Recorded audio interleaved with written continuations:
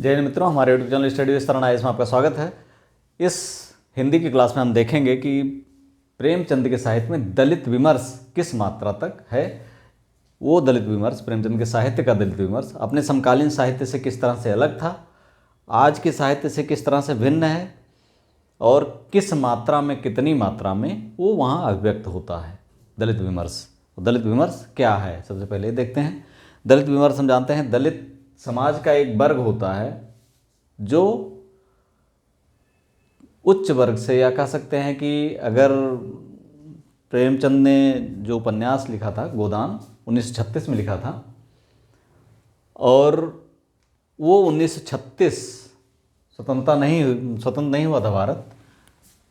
1936 में तकरीबन 90% या उससे अधिक प्रतिशत लोग गरीब थे।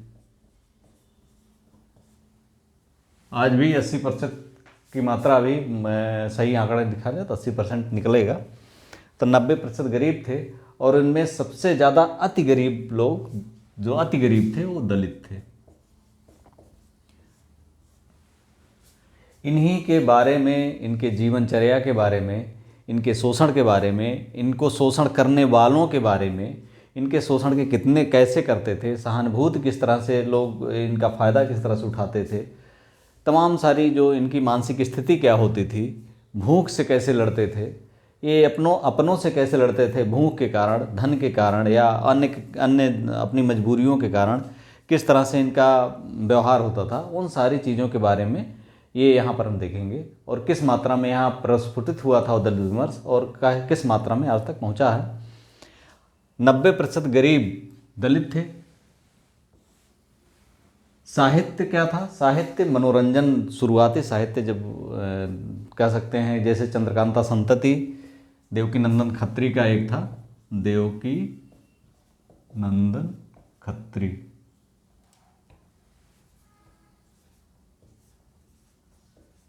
क्या था? चंद्रकांता संतति। इनका उपन्यास था चंद्रकांता संतति। ये उदाहरण इसलिए हम बता रहे हैं कि ये बहुत ही सटीक उदाहरण है। ये टोटल मनोरंजन प्रदान करने वाला साहित्य था, उपन्यास था। इसकी टीवी सीरीज भी बनी हुई है। इसको पढ़ने के लिए लोगों ने हिंदी सीखी और ये बहुत ही व्यापक रूप से प्रचलित हुआ। लेकिन यहाँ पर ये मनोरंजन किसका था? उच्च वर्ग या जिनका पेट भरा हुआ था, जिनका पेट भरा हुआ था, उनके लिए मनोरंजन का साधन था। लेकिन जो खाली पेट थे, जो आधे पेट खा के सोते थे, जिनके पास शिक्षा थी ही नहीं, ना वो शिक्षा ले सकते थे, उनके लिए ये किसी काम का नहीं था। यानी वो था 90%, ये प्लस 10% के लिए था। 90% के लिए, जो 90% की कहानी कहने का जो जिसने शुरुआत की, जिन्होंने इस वर्ग को ही अपनी कथा का पृष्ठभूमि बनाया, वो थे प्रेमचंद, मुंशी प्रेमचंद। प्रेमचंद ने अपने उपन्यासों के माध्यम से, कहानियों के माध्यम से दलित जीवन की जो गाथा थी, दलित जीवन की कोई महागाथा भी हो सकती है, ये तो प्रेमचंद ने बताया। क्योंकि इसके पहले दलित जीवन, जैसे कहते हैं कि उसके पहले तुच्छ ही समझा जाता था। प्रेमचंद के पहले साहित्य के लिए इस जीवन की कोई कहानी नहीं थी। कहानी किसकी थी? उच्च वर्ग की थी, जो जिसका दिखता था, जिसके पास मोटर कारें थी, जिसके पास एजुकेशन थी, जिसके पास सारा कुछ था, उसी के लिए मनोरंजन भी था। लेकिन निम्न वर्ग में भी होरी जैसा, किसी उपन्यास का पात्र होरी भी हो सकता है, धनिया हो सकती है, सिलिया हो सकती है, गोबर हो सकता है। इस दलित को इस लेवल तक पहचानने का काम सबसे पहले प्रेमचंद ने किया। तो सबसे पहली चीज़ जो है, दलित विमर्श का जो शुरुआत होती है, वो प्रेमचंद से होती है। प्रेमचंद की कहानियों में अगर हम देखें या उपन्यास में देखें, कहाँ कहाँ पर अगर ये कहाँ कहाँ व्यक्त होता है, तो सबसे पहले देखते हैं, अगर बात की जाए कहानियों की, तो कफन का भीखू, गुल्ली डंडा गिल्ली डंडा, गिल्ली डंडा का गया, अभी इसके बारे में बताते हैं। तीसरा अगर देखें, इसके अलावा पूस की एक रात, सब कहानियाँ हैं इनकी। पूस की एक रात, तो यहाँ पर दलित कौन था? हल्कू। चौथे नंबर पर अगर देखें, गोदान, इनका उपन्यास, इसमें सिलिया। क्रमवार हम बताते हैं यहाँ पर दलित विमर्श कैसे दिखाई देता है। जैसे अगर हम बात करें कफन के भीखू की, इस पर विद्वानों में विवाद भी है कि दलित को इतना दिखाया गया है कि उसकी पत्नी मर रही थी प्रसव पीड़ा से और अंत में मर जाती है, लेकिन बाहर दोनों भुने हुए आलू के लिए परेशान रहते हैं। लेकिन जो भूख से इतना व्याकुल है, तो खाना 2 दिन 3 दिन 4 दिन ना दिया जाए तो क्या स्थिति होती है, ये उस भूखे से ही भूखा ही बता सकता है, कोई भरा पेट वाला आदमी नहीं बता सकता है। और वही स्थिति भीखू की होती है। और अंत में जब ये कफन का पैसा मांगने ज़मींदार से जाते हैं, उससे लोन टाइप का लेते हैं, तो उनको लगता है कितना पैसा मिला है, इससे हमारा पेट भर सकता है और वहाँ जा कर के हम कफन दफन तो कर ही देंगे कुछ न कुछ। तो यहाँ पर इस तरह का ये दिखाया गया है कफन में। गिल्ली डंडा का गया है, इसका दोस्त रहता है, इंजीनियर हो जाता है। पहले बचपन में दोनों खेलते हैं और गिल्ली डंडा में पदने पदाने का जो दौर होता है वो चलता है, और ये गया हमेशा जीतता है, परेशान करता है, गिल्ली से डंडे से मारता भी है, एक बराबरी का दौर रहता है। लेकिन जब उसका दोस्त इंजीनियर बनकर आता है और खेलता है, तो गया के अंदर वो मुखर भाव नहीं रहता है, उसका जो हीन भावना जो रहती है वो घर कर जाती है और वो उसके साथ ठीक से नहीं खेल पाता। लेकिन जैसे ही उसे ठीक प्लेटफॉर्म मिलता है, वो अपने इंजीनियर दोस्त को दिखा देता है कि तुम हमारे सामने कितने छोटे हो। अगली पंक्ति में वो खड़ा हो जाता है अपने हुनर की वजह से और बता देता है कि तुम हमारे सामने अभी कितने छोटे हो।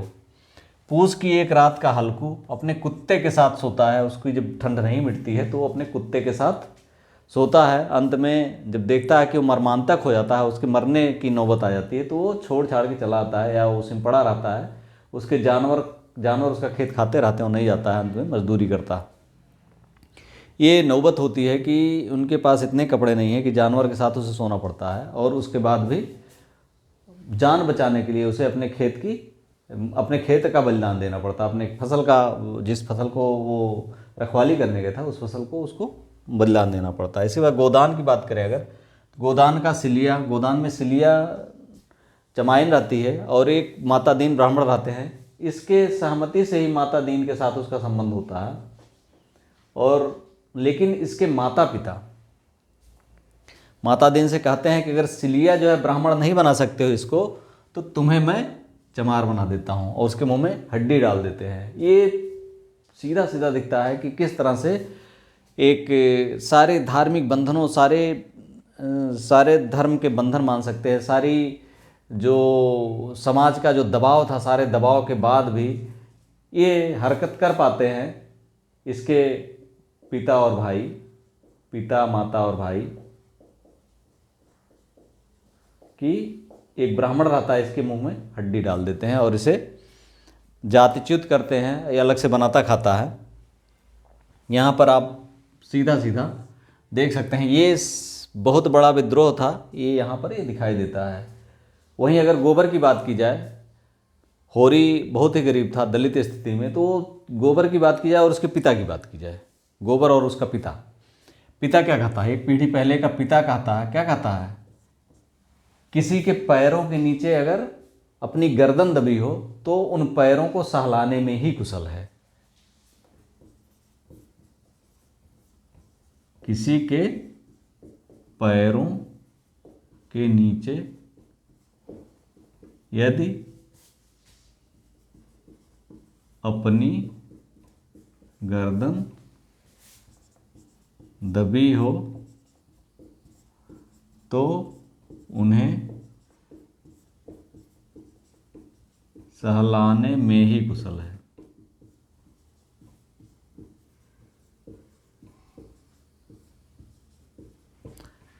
होरी ये कहता है, ठीक, पिता। लेकिन गोबर क्या कहता है, वो सीधा कहता है, जिसके हाथ में लाठी जिसके हाथ में लाठी सत्ता उसी की है। दान धर्म इसलिए करना पड़ता है इसलिए कि वो जो लूटते हैं खसोटते हैं उसके प्रायश्चित के रूप में या उसको ढकने के लिए वो दान धर्म करना पड़ता है। भूखे पेट रह करके दान धर्म करें तो हम जाने। गोबर की जो अगर गोबर जब होली में आता है कमा करके, होली में जब वापस आता है तो उसने किस तरह से पोल खोली है, शोषित जो शोषण करने वाले लोग हैं उनकी, ये हम स्पष्ट रूप से देख सकते हैं। यहीं पर अगर आज के समय की बात की जाए, पहले इनके समकालीन के समय, किस समय स्वतंत्रता नहीं मिली थी, 1936 की बात है। 1936 के बाद जब गोदान की बात फणीश्वरनाथ रेणु ने मैला आंचल लिखा था, तो वहाँ पर क्या होता है, दलित समाज इतना मुखर हो जाता है कि वो जमींदार का बेरन, खेत में जो धान का बीचड़ लगाया जाता है कि उसको रोपाई करने के लिए, तो वो हर बार इस बार ज़बरदस्ती सब उखाड़ के ले जाते हैं उनके खेत से। जानते हैं कि हमारा सब जो है इन्होंने ज़बरदस्ती हथियाया हुआ तो उखाड़ के ले जाते हैं। लेकिन 1950-54 की बात है जब स्वतंत्रता मिल जाती है, तो इस दौरान एक लंबा समय बीतता है और वो दलित विमर्श जो यहाँ पर केवल छिपा हुआ था, दबी जुबान से निकल रहा था, वो मुखर होता है 1954 में। और 15-20 सालों में अगर ये स्थिति आती है तो आज 2024 है। 2024 में निश्चित तौर पे दलित को जिस लेवल में होना चाहिए था वो लेवल अभी भी नहीं मिला, वो लेवल अभी उनको पाना बाकी है। लेकिन स्थितियां बहुत बुरी नहीं है, काफ़ी स्थिति में सुधार हो रहा है। भला हो राजनीति का जिसने जो है चाहे तुष्टीकरण की नीति की वजह से, चाहे उनको हाशिए से उठा करके इनको मजबूरी है में इनको ऊपर लाना पड़ रहा है। यहीं अगर बात की जाए नागार्जुन की, नागार्जुन ने भी अकाल और उसके बाद कविता लिखी। अकाल और उसके बाद इनकी एक कविता है, ठीक। कई दिनों तक चूल्हा रोया चक्की रही उदास, कई दिनों तक कानी कुतिया सोई उसके पास। ये लिख देते हैं, कई दिनों तक चूल्हा रोया, कई दिनों तक, ये किसी दलित की भूख की महागाथा ही है। कई दिनों तक चूल्हा रोया चक्की रही उदास,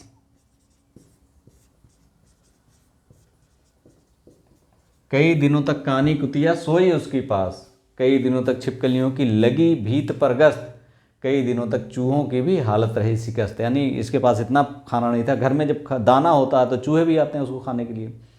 छिपकलियाँ, चूँकि जब खाना बनता है तो लाइट जलती तो पतंगे आते हैं तो उनको खाने के लिए छिपकलियाँ आती हैं, तो छिपकलियाँ भी भाग रही हैं, भूख के मारे भाग रही हैं, बिलबिला रही हैं। और कई दिनों तक कानी कुतिया सोई उसके पास, चूल्हे के पास कौन सो रहा, कानी कुतिया। वो भी जो गरीब का आदमी तो लेब्राडोर तो पालेगा नहीं, न जर्मन शेफर्ड पालेगा, उसके आसपास के जो कुतिया होती है जो हर तरफ से भगाई जाती है, उसको 2 रोटी वो या जो उसके थाली में बच जाता है वो ज़रूर एक कोहरा देता है।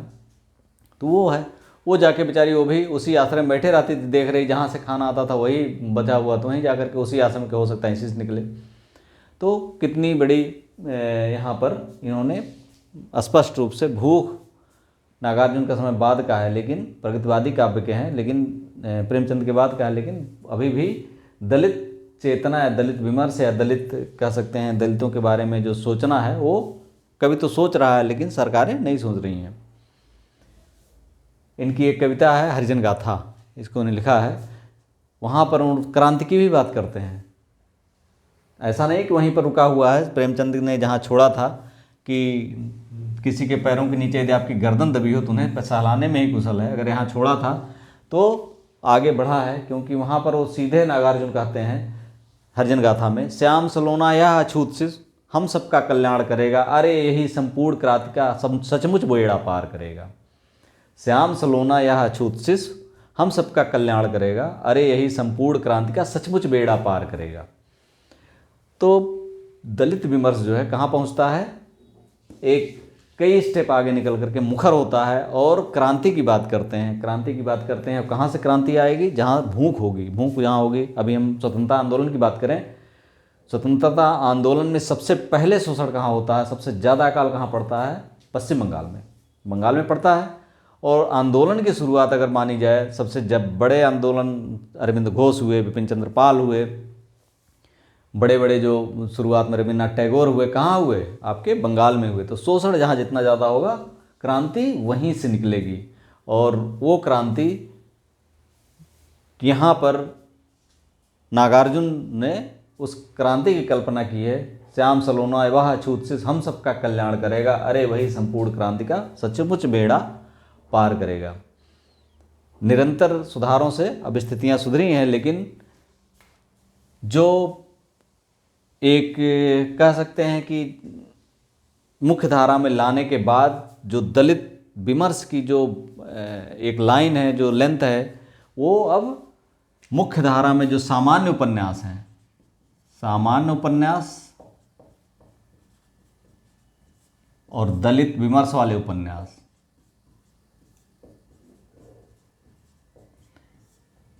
इन दोनों की लाइन लेंथ अब मिलती नजर आती, क्योंकि भावना के स्तर पर, रहन सहन के स्तर पर, सामाजिक स्तर पर, राजनीतिक स्तर पर, आर्थिक स्तर पर लोगों में काफ़ी समानता अब आती जा रही है। और निरंतर जो है, जो ये दूरी थी साहित्य में, साहित्य की दूरी मिटती जा रही है। इसलिए साहित्य भी अब धीरे धीरे आगामी 10, 15, 20 सालों में, 25 सालों में, 50 सालों में निश्चित तौर पे ये दूरी जब मिटेगी तो साहित्य में दलित विमर्श का जो स्तर है वो दलित विमर्श के बजाय सामान्य विमर्श हो जाएगा, ऐसी हम उम्मीद करते हैं। Thank you for watching. अगर आप वीडियो अच्छा लगा, लाइक, सब्सक्राइब एंड शेयर।